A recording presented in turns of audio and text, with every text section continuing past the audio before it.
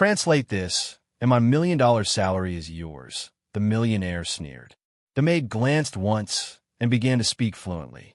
The room went silent. He turned pale. He never saw it coming. Jonathan Blake wasn't just rich. He was the kind of rich that made people nervous. A venture capitalist with global reach, 3 major tech firms under his belt, and the ego to match. His office, perched on the top floor of a glass skyscraper, echoed with the voices of power and polished deception. In that world, money wasn't earned. It was inherited, invested, and wielded like a sword. On the morning this all began, Jonathan was in the middle of a high-level strategy meeting. Executives sat around a long oak table, suits sharp, smiles sharper. They were discussing expansion into international markets when Jonathan interrupted everything with what he thought was a joke. "You all know, I just bought this antique," he said, waving a worn piece of parchment in the air. "Straight from Athens. It's written in classical Greek. Some nonsense about philosophy or war, I don't know." His team chuckled politely, some glancing at their watches. "I keep it here to remind myself how far we've come," he added smugly. That's when his eyes fell on Rosa.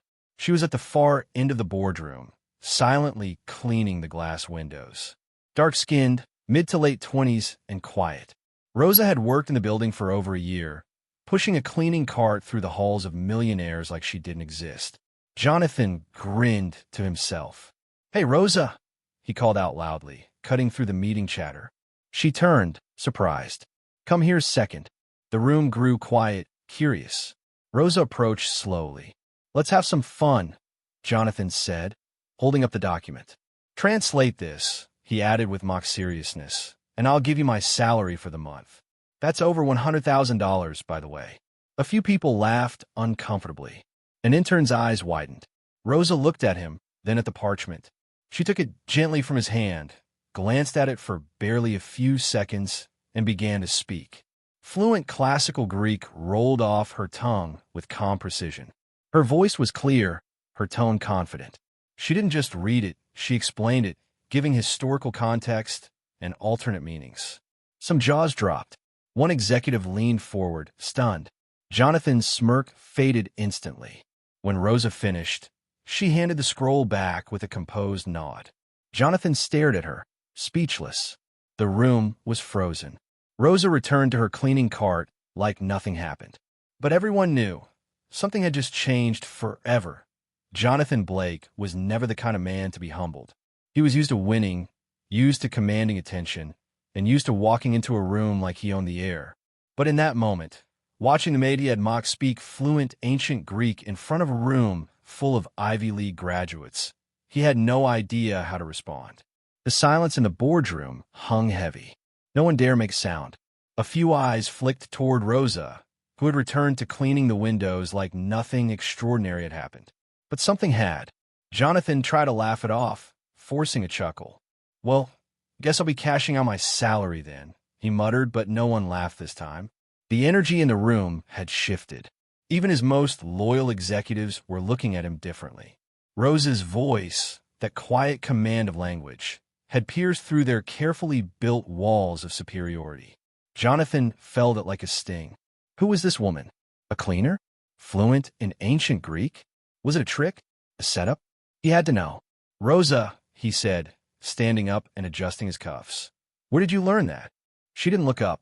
"At home," she said simply, "and later at university, before I had to drop out."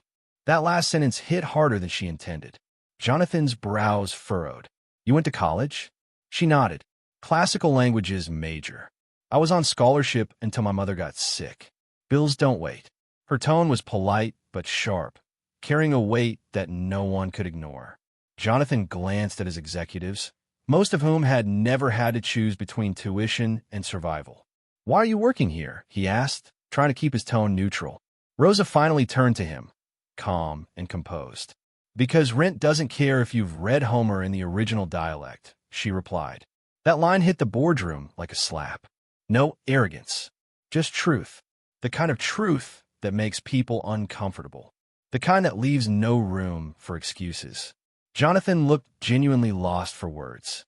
For once in his life, he had underestimated someone and been schooled, not by a rival, but by someone his entire world pretended didn't exist. Rosa went back to her work, unfazed. The others in the room exchanged glances, and slowly, respect replaced amusement. The cleaner wasn't just a maid anymore. She was the smartest person in the room, and they all knew it. Word of what happened in the boardroom didn't stay confined to the glass walls for long. By noon, whispers spread through every floor of the building. Executives who hadn't even been at the meeting started asking, "Did you hear what Rosa did?" Interns who once ignored her now looked her way with wide eyes. Even the security guard at the front desk, who used to nod at her half-heartedly, stood a little straighter when she walked by. Jonathan Blake, however, was not taking it so well. He couldn't focus during meetings. The memory of her voice, confident, sharp, effortless, played in his head like a broken record. He had spent years surrounding himself with the best talent money could buy, yet none of his hires could have done what Rosa did that morning. He didn't just feel embarrassed. He felt exposed. That afternoon, he called in his assistant. "I want a full background check on Rosa. Everything, schools, jobs, references." His assistant, a bit uneasy, nodded and left the room. Rosa, meanwhile, kept working her shift. She swept floors, took out trash, cleaned glass. But her mind was racing. For the first time in years, she had spoken a language she loved, something she thought she'd buried forever. It felt like breathing after being underwater for too long. That night, Jonathan sat alone in his penthouse office with a printout of Rosa's resume. He was stunned. Her academic record was nearly flawless. Valedictorian in high school, multiple language awards, early admission to one of the top universities in the country. Greek, Latin, French, Spanish, even a bit of Mandarin. But the transcript ended abruptly in her third year. Medical withdrawal. Reason, primary caregiver for terminally ill parent. Jonathan sat back in his leather chair, the weight of it all crashing down. She had given up everything for someone else. No applause, no promotion, just a mop and minimum wage. And still, when faced with mockery, she didn't lash out. She showed brilliance. Quiet, graceful brilliance. It made him think. For years, he had preached about finding talent in unexpected places during interviews, yet he'd never looked beyond Ivy League resumes or flashy titles. Rosa had been in front of him for a year, and he'd never seen her. Now he couldn't stop seeing her. And for the first time, Jonathan Blake began to understand that intelligence wasn't always loud. Sometimes, it mopped your floor and disappeared without needing to be thanked. The next morning, Rosa showed up for work just like she always did, early, quiet, professional. But something was different. As she walked through the lobby, the receptionist smiled and greeted her by name, and in turn offered to carry her supplies to the elevator. It was subtle, but she noticed. People were seeing her now, really seeing her. When she entered the executive floor, she was surprised to find Jonathan Blake himself waiting at the entrance. No assistants, no security, just him.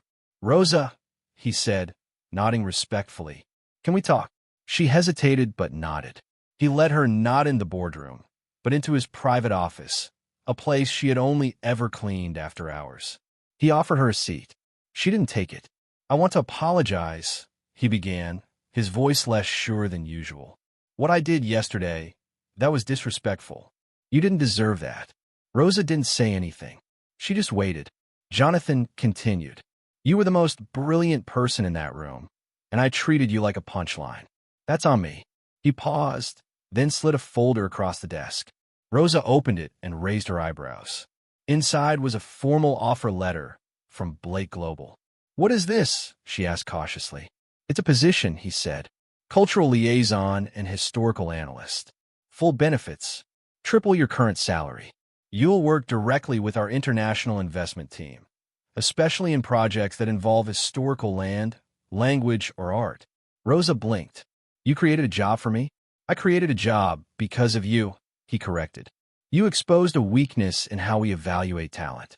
I built this company believing that brilliance was rare and came from elite schools. You made me realize I've been wrong. Completely blind." Rosa looked down at the letter.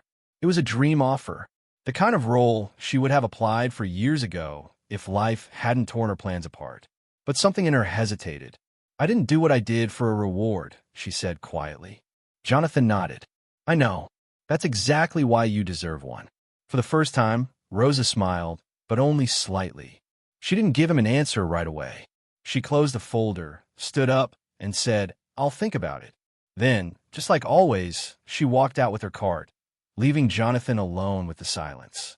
But this time, it wasn't awkward. It was respectful. He watched her go, humbled. And in that moment, for once in his powerful, noisy life, Jonathan Blake understood the value of quiet intelligence and how blind he had been to it. 1 week later, the office buzzed with anticipation. No one said it out loud, but everyone was wondering, would she take the job? Rosa had remained silent. She still came in on time, pushing her cart, working quietly, never showing signs of change. But something had shifted. People greeted her, nodded respectfully, even stepped out of her way. Jonathan Blake had been unusually focused all week. He had canceled 2 investor meetings, personally reviewed diversity training protocols, and even called his university contacts to set up a scholarship fund for students like Rosa. The moment finally came on a Friday morning. Rosa walked into the top-floor office, no cart, no uniform, just her, wearing a modest blouse and simple jeans. She entered Jonathan's office without knocking. He looked up and smiled nervously. So, he asked. Rosa placed the folder back on his desk. I accept the offer, she said, but on one condition. Jonathan sat up straighter. Name it. She looked him in the eye. Hire more people who don't look like your resume pile. Talent isn't always packaged in a $2,000 suit. Jonathan gave a slow, genuine nod. Deal. And just like that, Rosa went from being the building's invisible cleaner to one of its most respected professionals. She settled into her new role seamlessly. Within months, she helped the company avoid a multi-million-dollar loss by spotting cultural errors in a major international deal. She wasn't just brilliant, she was irreplaceable. But Rosa never forgot where she came from. She donated part of her new salary to a program helping caregivers return to school. And every Friday, she made it a point to have lunch with the janitorial staff because she knew what it felt like to be seen as nothing. 1 year later, at the company's annual gala, Jonathan introduced Rosa to a room full of global investors. This, he said proudly, is the woman who changed how I see the world. Not just the smartest hire I've ever made. She's the reason this company finally grew up. The room applauded, but Rosa didn't bask in it. She smiled politely, stepped back, and let the spotlight move on. Because Rosa never needed applause. She needed fairness. And now she had both. Moral of the story? Never underestimate someone based on their job, their skin, or their silence. Intelligence doesn't always announce itself loudly. It often waits for the moment it's most needed. And when it speaks, it changes everything. Subscribe to Moral Mirror for more stories that make you think, feel, and reflect on the world around you.